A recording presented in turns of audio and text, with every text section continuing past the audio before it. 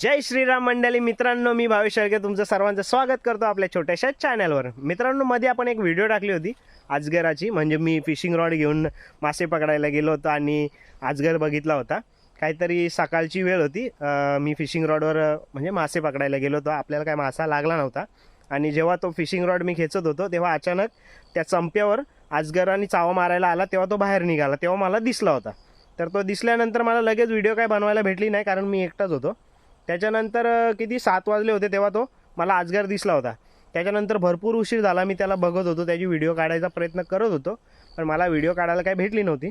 नंतर तो काहीतरी 10च्या सुमारात तो अजगर दिसला मला, तेव्हा मी ती व्हिडिओ काढली होती. तेव्हा त्या वातावरणाचा थोडा बदल झाला, म्हणून प्रत्येकाला वाटत होती का हा वातावरण वेगळा, म्हणजे मी जेव्हा व्हिडिओ काढतोय तेव्हा आणि अजगराचा व्ह्यू येतो तेव्हा वेगवेगळा म्हणजे कलर दिसत आहेत, म्हणजे ही फेक व्हिडिओ आहे. तर ती व्हिडिओ फेक नव्हती आणि बऱ्याच जणांना म्हणजे फेक वाटत होती. तर मित्रांनो, खरं सांगतो, ती फेक व्हिडिओ नव्हती. ऑलरेडी आता तो अजगर पकडला गेला आहे, ठीक आहे. म्हणजे अशा अजगर मला तरी वाटतात भरपूर असतील, कारण ऑलरेडी एक पकडला गेला होता काहीतरी 12 ते 15 फुटाचा. तेव्हा ती म्हणजे व्हिडिओ काढली नव्हती कोणी, फॉरेस्ट ऑफिसवालेही ती म्हणजे त्याला पकडून नेला, तेव्हा ते कोण काय व्हिडिओ काढत नाही. त्याच्यानंतर आत्ता काल माझ्या काकांच्या मुलांनी त्याला म्हणजे त्याही एक तो अजगर पकडला. तो पण 7-8 फुटाचा होता, म्हणजे ती व्हिडिओ तुम्हाला दाखवतो. आणि ज्यांना जी म्हणजे माझ्या व्हिडिओ फेक वाटत होत्या ना, त्यांना हेच दाखवायचं आहे का मी फेक व्हिडिओ बनवत नाही आहे. आणि हां, आपला गाववाला मुलगा पुढे जातोय ना, तर त्याला सपोर्ट करा, त्याचा पाय खेचू नका, एवढीच माझी विनंती आहे बस. तर मित्रांनो, आज पाठी 6:30 आलो होतो. ते दुका बघा किती आहे इकडं, नाही तशी समोरच आहे. हे बघा सेटअप टाकलंय मी.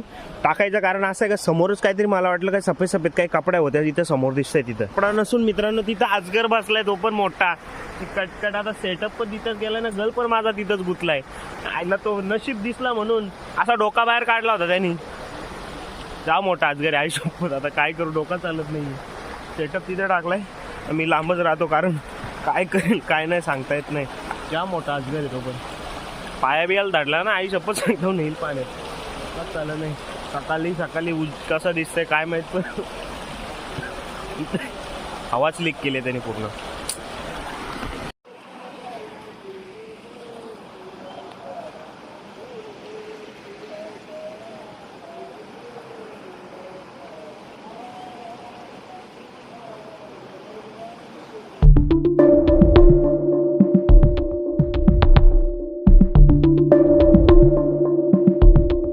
मित्रांनो, व्हिडिओ बघितलीच असेल, तो अजगर सापडलाय. पण मेन विषय असा आहे का कोणी असं ज्याला एक्सपिरियन्स नसेल साप पकडायचा त्यांनी पकडायला जाऊ नका. आता नानासांना पण एवढा एक्सपिरियन्स नाही आहे असं साप पकडायचा. त्यांनी काय केलं का दोरी टाकली त्याच्या गळ्यात, म्हणजे तो शांत अजगराचा जात काय एवढी सुसाट पळत नाही आहे, पण त्यांनी काय केलं अशी गळ्यात त्याच्यात दोरी टाकली आणि मग पकडलं त्याला. आणि नंतर ते फॉरेस्ट ऑफिसवाल्यांना देऊन टाकला, मग ते घेऊन गेले ना. ऑलरेडी त्यांच्या हातातनं 1-2 अजून अजगर गेलेत, असं नाही का पूर्ण संपले, आपल्या इकडचे आहेत ऑलरेडी अजून. तर मित्रांनो, थोडं सावध राहा प्लीज. आणि तुम्हाला वाटत असेल असा फेक व्हिडिओ मी बनवतो, नाही मित्रांनो, मी फेक व्हिडिओ बनत नाही, रिअलच व्हिडिओ बनवतो. तर मित्रांनो, आपली व्हिडिओ कशी वाटली कमेंटमध्ये नक्की सांगा आणि आपल्या चॅनलला सबस्क्राईब करून ठेवा, म्हणजे अजून काय अशा गोष्टी असल्या तर तुम्हाला दाखवेनच ना. आपल्याला तर खूप मासे पकडायचे आहेत, तर माशांच्या व्हिडिओ तुम्हाला आवडत असतील तर सबस्क्राईब करा आणि व्हिडिओला लाईक करा आणि मित्रांना शेअरसुद्धा करा. का तो अजगर पकडला गेला आहे, मी जो बघितला होता तोच आहे का नक्की अजून वेगळा आहे, कारण मी त्याची साईज मोजली नव्हती. आता हा पकडला गेला, हा काहीतरी 6-7 फुटाचा आहे, ठीक आहे.